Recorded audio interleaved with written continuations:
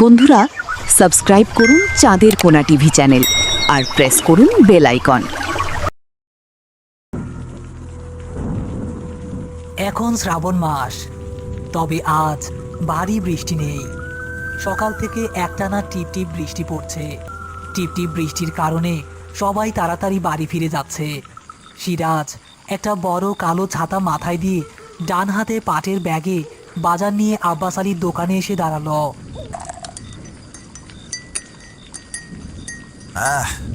আব্বাস কাকা, এক কাপ করা কইরা চা দেও।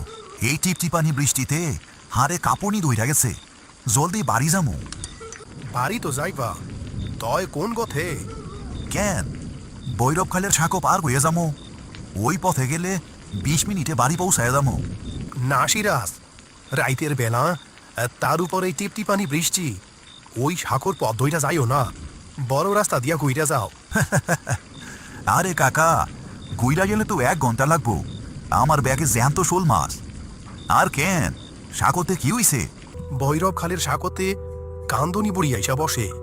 20 বছর আগে এক পাগলিরে গ্রামের মাইনসে চোর সন্দেহ কইরা ওই সাঁকো থাইকা ধাক্কা দিয়া খালি ফালাইয়া দিছিল। এই টিপটিপানি বৃষ্টির রাইতে সেই একটা সাদা মাথায় দিয়া সাঁকোর মাঝখানে বৈশা কান্দে। তুমি যাইও না রাজান। সিরাজ আব্বাস আলীর কথায় হো হো করে হেসে উঠল। সে চায়ের দাম মিটিয়ে ছাতা খুলে আবার রাস্তায় নামল। গ্রামের মেঠো পথ, দুপাশে ঘন সুপারি আর বাঁশবাগান, চারদিক শুনশান। শুধু একটানা বৃষ্টির টুপুর টুপুর শব্দ হচ্ছে সিরাজের কালো ছাতার উপর।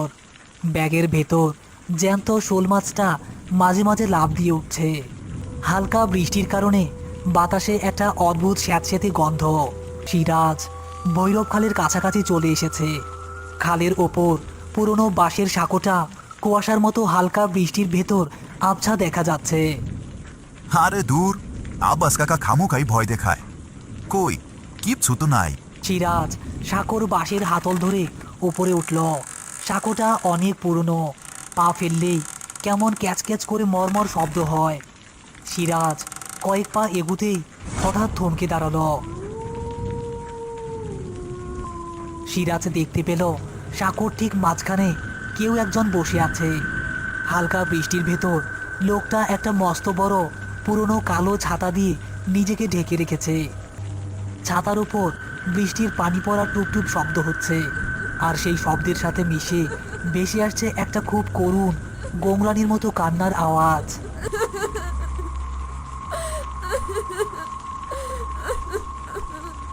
আব্বাস কাকার কথাটা মনে পড়ে গেল তার, কিন্তু সে নিজেকে সাহস জোগালো। এইখানে কেডা রে? কেডা ওইটা? এই বৃষ্টির রাইতে সাঁকোর মাঝখানে বসা কান্তাছেন কেন? পথ সারেন, আমি ওইদিকে যাবো। কান্নার আওয়াজটা হঠাৎ করেই থেমে গেল। ছাতার নিচ থেকে একটা মেয়েলি গড়গড়ে কণ্ঠস্বর ভেসে এলো। ভাইজান, আমার ছাতাটা বাতাসে ভাঙিয়া গেছে, আমার খুব শীত লাগতেছে। আপনার ছাতার নিচে আমার একটু জায়গা দিবেন? আমার ছাতায় জায়গা হইব না, আপনি একপাশে খাড়ান, আমি পার হইয়া যাই। সিরাজ সাঁকোর বাঁশ ধরে আরো 2 পা এগুলো। হঠাৎ অবয়বটি তার হাতের কালো ছাতাটা পুরোপুরি নামিয়ে ফেলল। সিরাজের হাতের ছাতাটা ছিটকে খালের পানিতে পড়ে গেল। ছাতার নিচে কোনো মহিলা নেই, সেখানে বসে আছে শাড়িতে পেঁচানো একটা পচা গলা লাশ। কিন্তু সবচেয়ে ভয়ঙ্কর দৃশ্য হলো তার মুখের জায়গায় কোনো চোখ, নাক বা মুখ নেই। পুরো মুখটা একটা মসৃণ সাদা চামড়ার মতো।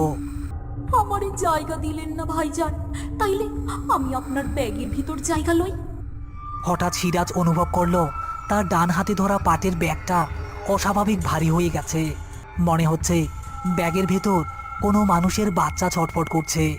সিরাজ আতঙ্কে ব্যাগের ভেতর তাকাতেই দেখলো ব্যাগের ভেতর থেকে একটা ফ্যাকাশে ছোট্ট মানুষের হাত বেরিয়ে এসে সিরাজের কবজি শক্ত করে খামচে ধরলো। হাতের নখগুলো সিরাজের চামড়া ভেদ করে মাংসে ঢুকে যাচ্ছে। যন্ত্রণায় সিরাজের মুখ দিয়ে একটা বিকট চিৎকার বেরিয়ে এলো। আহ, ইয়া আল্লাহ, আমার হাত ছাড় শয়তান। সিরাজ প্রাণপণ শক্তিতে তার পাটের ব্যাগটা ঝাড়া দিল, তবে ব্যাগটার হাতল তার হাত থেকে ফসকে গেল। ব্যাগটা সোজা খালের কালো পানির ভেতর গিয়ে পড়ল। সিরাজ দেখল সাঁকোর ওপর বসে থাকা সেই মুখবিহীন অবয়বটি এবার ধীরে ধীরে উঠে দাঁড়াচ্ছে। তার মসৃণ মুখবিহীন সাদা চামড়ার ভেতর দিয়ে শিরশির করে একটা কাঁপুনি বয়ে গেল, যেন সে হাসছে। আমার মাছ ফালাইয়া দিলি সিরাজ, এখন আমি কি খামু? আমি তো খুব ভুখা। তাইলে আইসকা রাইতে তোর ঘরের ভাতই খামু। সত্তাটি তার দুই হাত সিরাজের দিকে বাড়িয়ে দিল। সে সাঁকোর ওপর দিয়ে অন্ধের মতো দৌড় দিল। বৃষ্টির পানিতে বাঁশ পিছিল হয়ে আছে।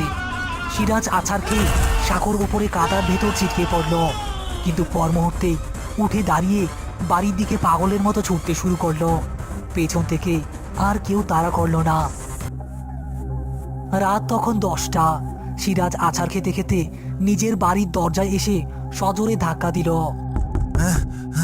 রহিমা, ও রহিমা, দরজা খুলো। সিরাজের বউ রহিমা হ্যারিকেন হাতে দরজা খুলল। সিরাজ হুমড়ি খেয়ে ঘরের ভেতর ঢুকে পড়ল। তার সারা গায়ে কাদা, চোখ জবা ফুলের মতো লাল, আর বুক কামারের হাঁপড়ের মতো উঠানামা করছে। ওমা, তোমার এই দশা কেন? চুপ, একদম চুপ। রাইতে কেউ ডাকলে দরজা খুলবা না। বৈরব খালের সাঁকোয় কামদুনি বুড়ি আমার দৌড়ছিল। আমি ব্যাগ ছাতা পালাইয়া আইছি। রহিমা ভয়ে শিউরে উঠল। সে সিরাজের ভেজা কাপড় পাল্টে দিয়ে তাকে বিছানায় কাঁথামুড়ি দিয়ে শুইয়ে দিল। রাত তখন 11টা। বাইরে তখনও একটানা ইলশেগুড়ি বৃষ্টি পড়ছে। সিরাজ কাঁথামুড়ি দিয়ে শুয়ে আছে। হঠাৎ সে অনুভব করলো তার ডান হাতের কবজিতে যেন কেউ আগুন ধরিয়ে দিয়েছে। তার কবজিতে 5টা ছোট ছোট আঙুলের কালশিটে দাগ। দাগগুলো থেকে পোড়া মাংসের মতো গন্ধ বের হচ্ছে। হঠাৎ নিস্তব্ধ ঘরের ভেতর সিরাজের কানে একটা অদ্ভুত শব্দ এলো। রান্নাঘর থেকে সরিষার তেলে মাছ ভাজার শব্দ আসছে। সিরাজ অবাক হয়ে গেল। ঘরে তো কোনো মাছ ছিল না। সে তো শোল মাছের ব্যাগটা খালের পানিতে ফেলে এসেছে। রহিমা, ও রহিমা, তুমি রাইট কইরা কি বাঁচতেছ? ঘরে তো মাছ নাই। কেন আপনি যেই জ্যান্ত শোল মাছটা ব্যাগে কইরা আনলেন ওইটাই তো কুটতাছি। সিরাজের হৃৎপিণ্ড যেন এক মুহূর্তের জন্য স্তব্ধ হয়ে গেল। ব্যাগে করে আনলেন মানে কি? ব্যাগ তো সে খালি ফেলে এসেছে। সিরাজ কাঁপতে কাঁপতে খাট থেকে নামলো। তার পা দুটো শরীরের ভার নিতে পারছে না। সে পা টেনে টেনে রান্নাঘরের দরজার কাছে গিয়ে দাঁড়ালো। রহিমা বাটি নিয়ে মেঝেতে বসে আছে। তার পিঠটা সিরাজের দিকে, আর রহিমার ঠিক পাশে রাখা আছে কাদা মাখা পানিতে ভেজা সেই পাটের ব্যাগটা। বটি দিয়ে কিছু একটা কাটার শব্দ হঠাৎ করেই থেমে গেল। রহিমা খুব ধীর গতিতে তার ঘাটটা সিরাজের দিকে ঘোরালো। সিরাজের চোখ আতঙ্কে ঠিকরে বেরিয়ে এলো। বটির সামনে বসা ওই নারী রহিমা নয়। তার পরনে রহিমার শাড়ি ঠিকই আছে, কিন্তু তার মুখের জায়গায় কোনো চোখ, নাক বা ঠোঁট নেই। পুরোটাই একটা মসৃণ ফ্যাকাশে সাদা চামড়া। মাছ তো তুই পানিতে ফালাইয়া দিছিলি সিরাজ, তাই তোর বউরেই কুটতাছি। গরম ভাত দিয়া খাবি নাকি? ঠিক তখনই সত্তাটির পাশে রাখা সেই কাদামাখা পাটের ব্যাগটা নড়ে উঠল।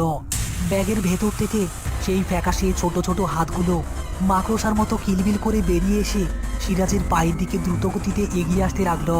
হাতের বটিটা নিয়ে নড়মড় করে সিরাজের দিকে উঠে দাঁড়ালো।